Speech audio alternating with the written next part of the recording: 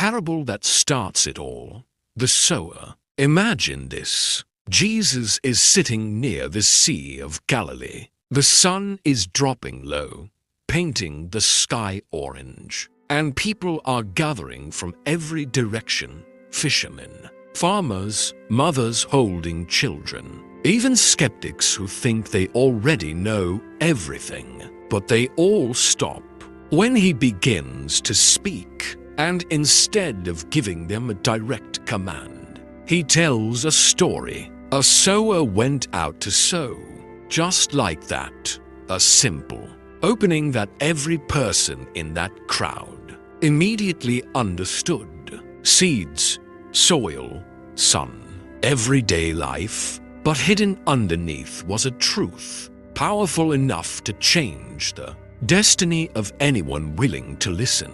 As the story unfolds, Jesus talks about seeds falling on different types of ground. Some fall on the road.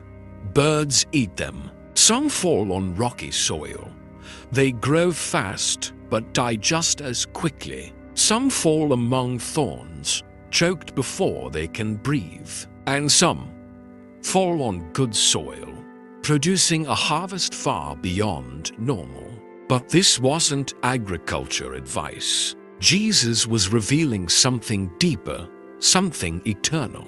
Those seeds represented God's message, and the different soils, they were the hearts of people. Some hear truth and ignore it. Some get excited, but quit when life becomes tough. Some welcome the message, but get strangled by money, stress, and distractions. And then there are the rare ones, the good soil, the ones who slow down, listen deeply, and let the truth transform them from the inside out. These people don't just survive. They multiply goodness, wisdom, compassion, and purpose everywhere they go.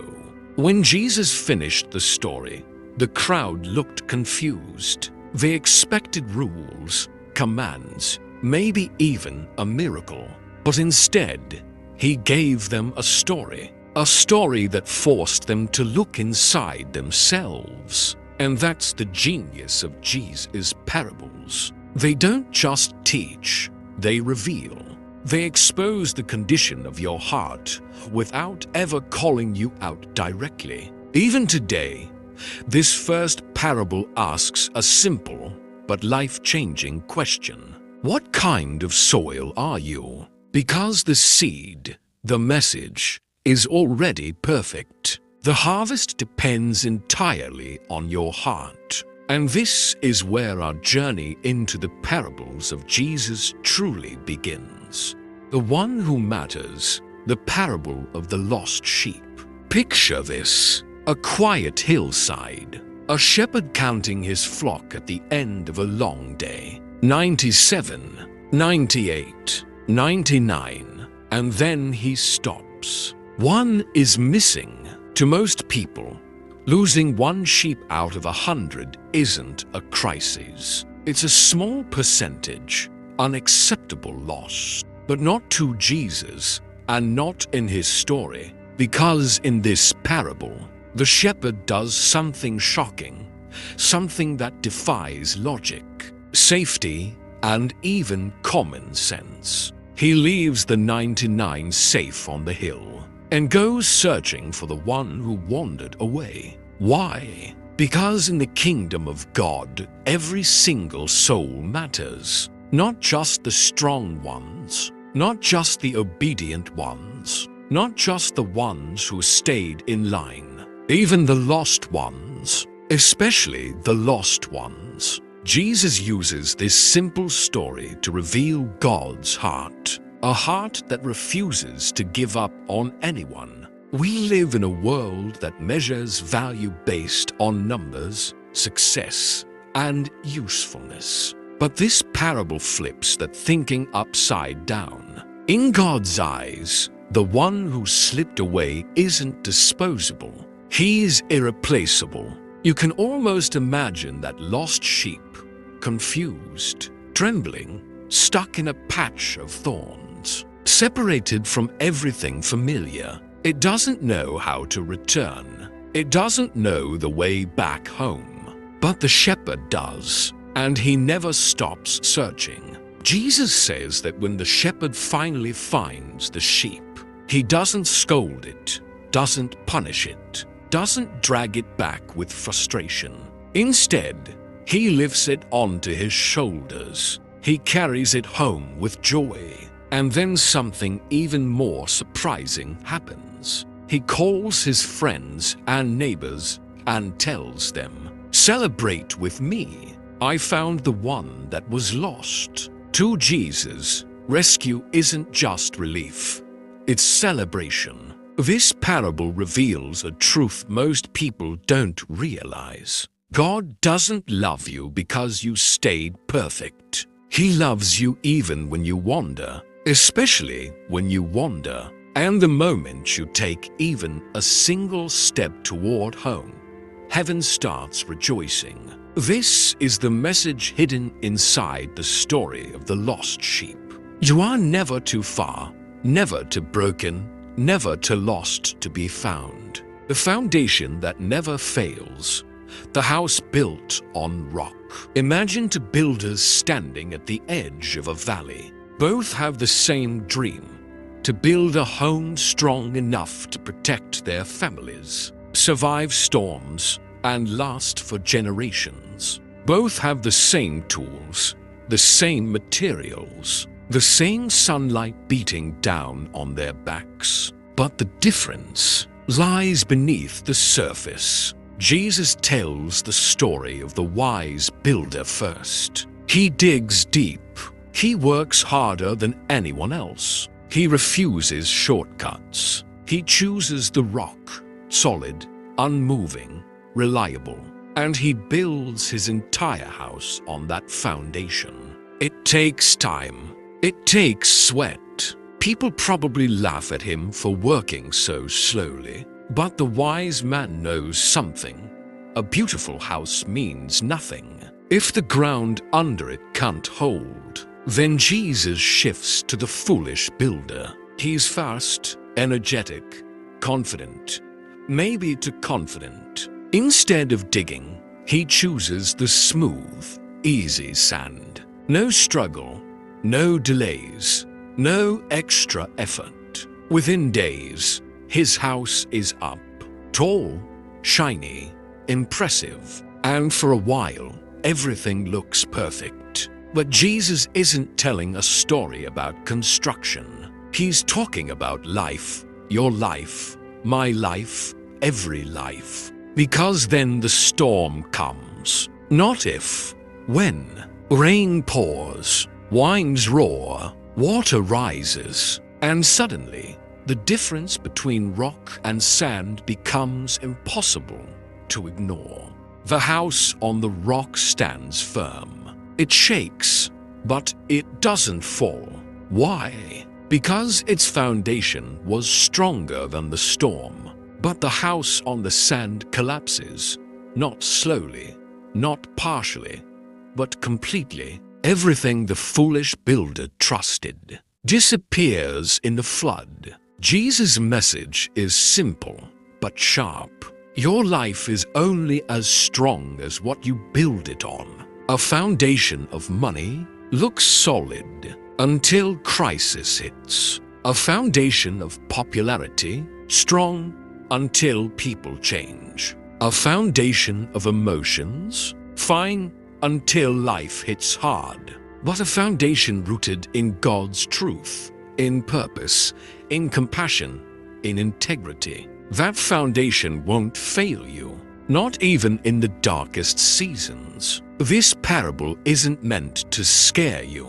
It's meant to guide you, because you can rebuild. You can choose rock today, a foundation that stands, a foundation that lasts. Your future depends on what you stand on. The weight of mercy, the parable of the unforgiving servant. Picture a king sitting on his throne, reviewing accounts, settling debts, restoring order. People line up nervously. Some owe small amounts, some owe nothing, And then there's one man, a servant drowning in a debt so massive, it's impossible to repay. Not in one lifetime, not in 10. The king demands payment. The servant collapses to his knees, trembling, pleading, begging for more time he will never actually be able to use. Please have patience with me. I will repay everything. But the king sees something deeper: fear, desperation, and the fragile human heart. Instead of extending the deadline, he does something unbelievable. He forgives the entire debt. A mountain of burden gone in a moment. A lifetime of fear erased with a single act of mercy. The servant walks out free, breathing easier than ever before. But then the story twists. He bumps into another man, a fellow servant, who owes him a tiny amount. Pocket change. Nothing compared to what he himself was just forgiven. But instead of showing the mercy he had just received, he grabs the man by the throat. "Pay me what you owe." The second man pleads with the same words the first servant used. "Have patience with me, and I will repay." But the forgiven man refuses. He has his fellow servant thrown into prison over a debt that barely mattered. When the king hears what happened, he is devastated, not because of the money, but because of the heart behind the betrayal. He summons the servant again and asks the question that echoes through time. "Shouldn't you have shown mercy, just as I showed mercy to you?" And suddenly the forgiven man's freedom collapses. His lack of compassion becomes his own prison. Jesus uses this parable to reveal a truth many of us avoid. It's possible to receive grace and still refuse to give it. We want forgiveness for our mistakes, our failures, our flaws. Yet we hold grudges over the small wounds others cause us. But Jesus flips the mirror toward us. Forgiveness isn't about the size of the offense. It's about the size of the heart. And the heart that remembers mercy becomes merciful. The heart that forgets mercy becomes hardened. This parable is a reminder. The freedom you give others is the freedom you keep for yourself. The stranger who refused to walk away, the Good Samaritan. Imagine a lonely desert road stretching between Jerusalem and Jericho, silent, empty, dangerous. Everyone who walks this path knows the risks. And on this particular day, the danger becomes real. A traveler is attacked by thieves, beaten, stripped, left half dead on the burning ground. He can't move. He can't call for help. He can only hope someone, anyone, will stop. Soon, footsteps echo in the distance. A priest appears, a religious leader, a man who teaches compassion, purity, and charity. But when he sees the wounded traveler, he steps to the other side of the road and passes by. Maybe he was scared. Maybe he was late. Maybe he didn't want to get involved. But the result is the same. He walks away. Then another man approaches, a Levite, a respected member of the community. He slows down, looks at the injured traveler, and then also keeps going. Two men who should have helped didn't. And then Jesus delivers the twist that shakes everyone listening. A Samaritan appears. To the audience of Jesus' time, Samaritans were outsiders, disliked, judged, rejected. Yet this outsider sees the injured traveler, and his heart breaks. He doesn't hesitate. He doesn't calculate the risks. He doesn't think someone else will help. He kneels beside the man, cleans his wounds, lifts him onto his own donkey, and walks the rest of the journey on foot. He brings the man to an inn, pays his care, promises more if needed. The Samaritan doesn't just help. He invests. He sacrifices. He loves without knowing the man's name, background, religion, or story. Jesus ends with a question that slices straight into the human heart. Who proved to be a neighbor? Not the priest, not the Levite, but the stranger, the outsider, the one everyone underestimated. The message is clear. Compassion isn't about who you are. It's about what you do. Real love crosses boundaries. Real kindness costs something. And real faith is shown not in words, but in action. This parable challenges every one of us. When someone is hurting, will you walk away? Or will you be the one who stops? Because sometimes the greatest miracle you can perform is simply refusing to ignore someone's pain. The man who forgot eternity, the parable of the rich fool.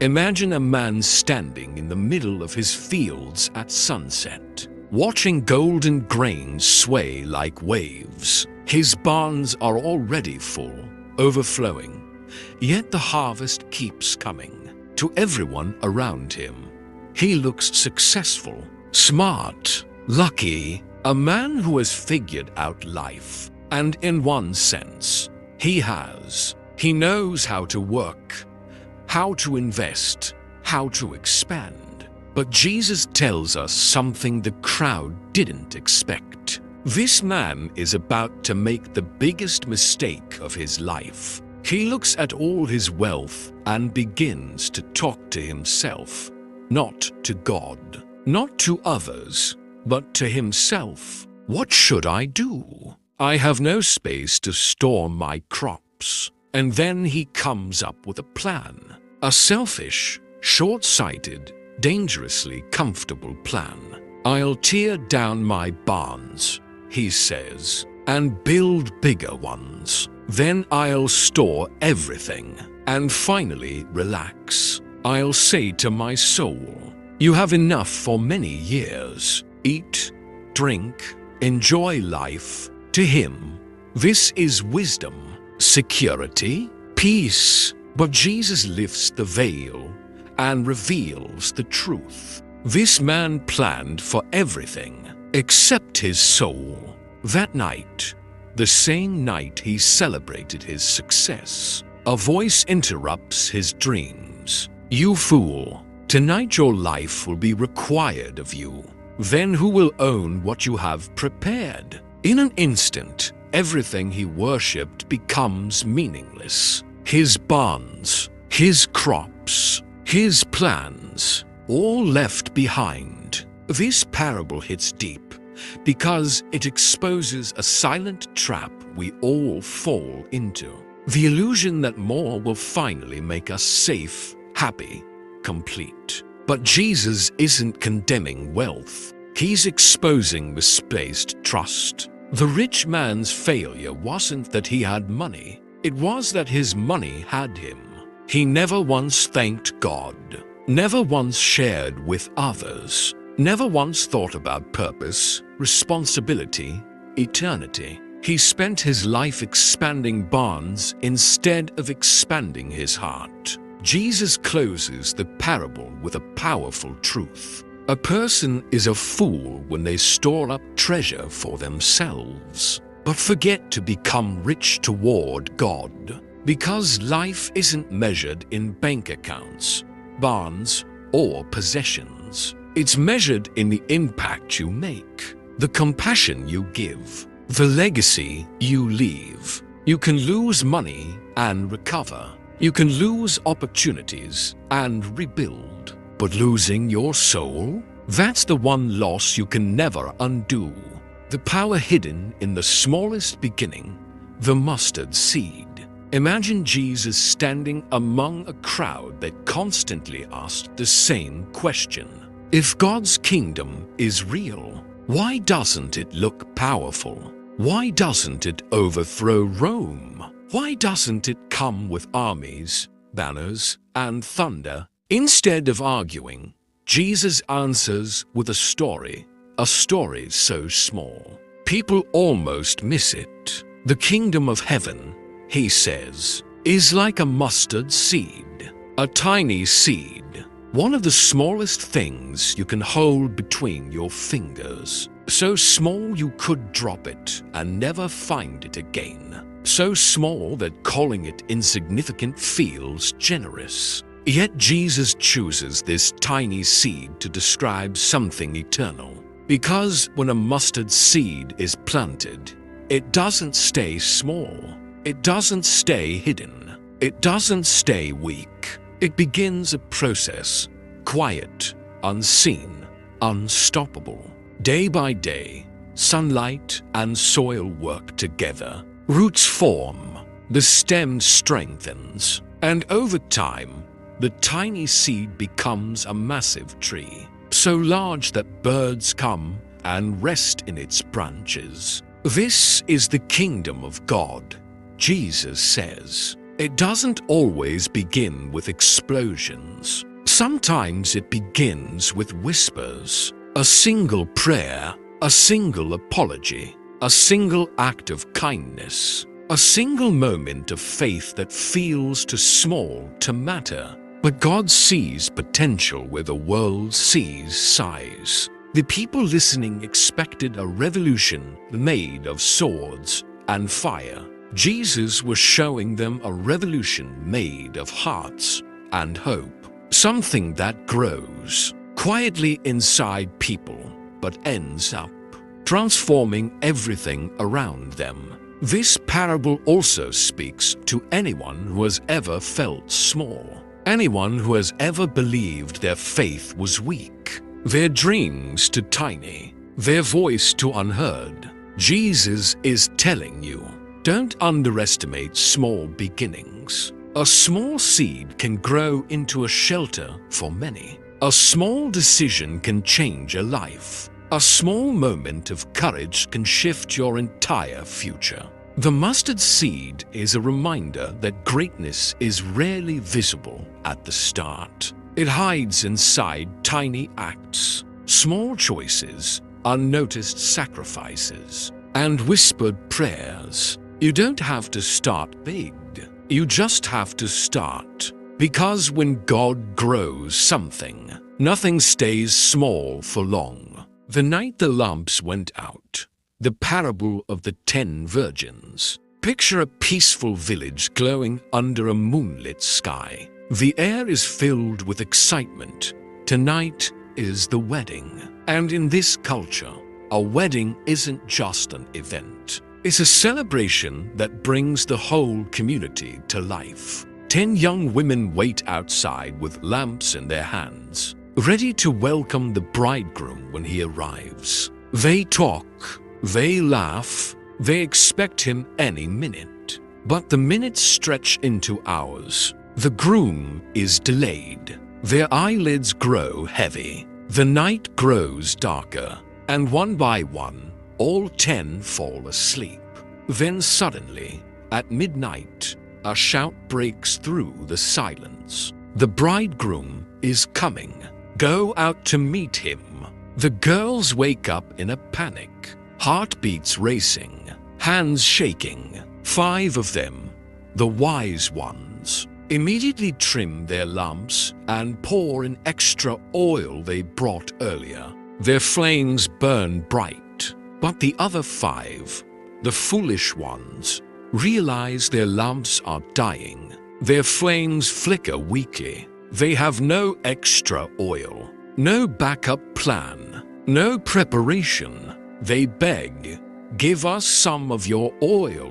But the wise ones gently refuse, not out of selfishness, but because some things cannot be shared. Faith, character, readiness. You cannot borrow them at the last second. The foolish ones rush into the night, desperate to buy more oil. While they are gone, the bridegroom arrives. The celebration begins. The door closes behind the guests. Later, breathless and desperate, the unprepared ones return. They pound on the door. "Lord, open to us." But the answer comes, "I do not know you." A sentence not of anger, but of sorrow. Jesus' message here is sharp and urgent. Be prepared. Stay awake. Stay ready. Not physically, but spiritually. Life moves fast. Opportunities come without warning. Faith cannot be microwaved. Character cannot be rushed. And spiritual readiness isn't something you can build at the last minute. Some people live like the foolish virgins, waiting to fix their life later, until a better time, until they're older, until things calm down. But Jesus is reminding us, tomorrow isn't promised. Midnight always comes, and the lamp you carry is your life, your faith, your purpose. Keep it burning, keep it ready, because the moment that matters most often arrives when you least expect it. The God who pays differently, the workers in the vineyard. Imagine the sun rising over a vineyard, golden light stretching across rows of grapes waiting to be harvested. A landowner steps out early in the morning, searching for workers. He finds a group of men standing with empty hands and tired eyes, hoping someone will hire them. He offers them a fair day's wage, and they gladly follow him into the fields. Hours pass. The sun climbs higher. The work continues. At 9 a.m., the landowner returns to the marketplace and sees more men still waiting. He hires them too. At noon, he hires another group. At 3 p.m., another. Then, shockingly, at 5 p.m., with only 1 hour of daylight left, he returns again.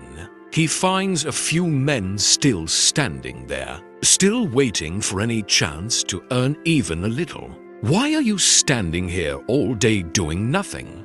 he asks. "Because no one hired us," they reply. "Go into my vineyard as well," he says. Even though they will barely work an hour, he sends them in. When evening comes, the workers line up for their pay. The ones hired last, the 1-hour workers, stand first in line. Everyone expects them to receive a fraction of the wage, but the landowner places a full day's pay into their hands. The workers who came earlier watch, stunned, excited. If the last group got a full day's wage, then surely they will receive more. But when their turn comes, they receive exactly what they were promised, the standard day's wage. Fair, but not more. Suddenly, frustration erupts. "It's not fair," they complain. "We worked all day in the heat. They worked 1 hour. Why did they get the same?" The landowner turns to them and gently corrects their anger. "Friend, I am not being unfair. Didn't you agree to this amount? Don't I have the right to be generous? Are you angry because I choose to be kind?" Jesus uses this parable to reveal something uncomfortable and beautiful. God's grace doesn't operate on human math. In our world, we compare. We rank. We measure who worked harder, who started earlier, who deserves more. But God is not a boss handing out bonuses. He is a father giving grace, not because we earn it, but because he loves freely. Whether you came early or late, whether your life has been steady or broken, whether your journey started at sunrise or at sunset, in God's vineyard, his generosity is the same, and his grace will always feel unfair, because it is greater than anything we could ever deserve. the love that runs toward you. The parable of the prodigal son. Imagine a young man standing at the edge of his father's land, restless, impatient, convinced he's missing out on life. He wants freedom. He wants adventure. Most of all, he wants control. So one day he makes a demand that shocks the entire household. Give me my share of the inheritance. Now, in that culture, it's like saying, I want your money, but not you. It is a wound no father should ever feel. But the father doesn't argue, doesn't punish, doesn't reject him. He simply divides his wealth and lets his son go. The young man leaves with pockets full of money and a heart empty of wisdom. He parties, he wastes, he spends like there's no tomorrow until tomorrow arrives, and suddenly everything is gone. His friends leave first, his comfort leaves next, and soon he finds himself feeding pigs, starving enough to want their food. In the filth of that moment, something breaks open inside him. Not pride, not excuses, truth. He whispers to himself, my father's servants live better than this. I will go home. I will apologize. I will ask to be a servant. So he begins the long walk back, dirty, embarrassed, rehearsing his apology with every step.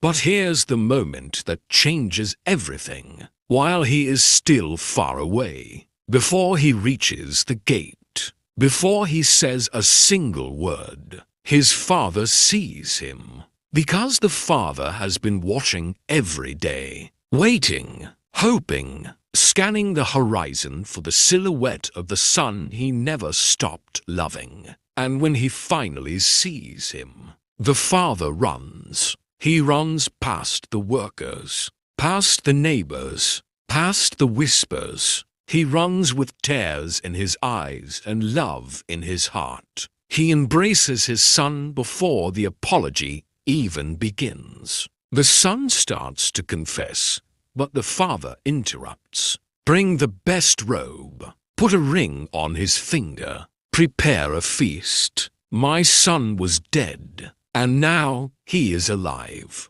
He was lost, and now he is found. Jesus ends the story here, not with punishment, but with celebration. Because this parable is not about a rebellious son. It's about a relentless father. A father who loves before you change. A father who forgives before you speak. A father who runs toward you, even when you ran away. This is grace. This is home. This is the love that never stops looking for you.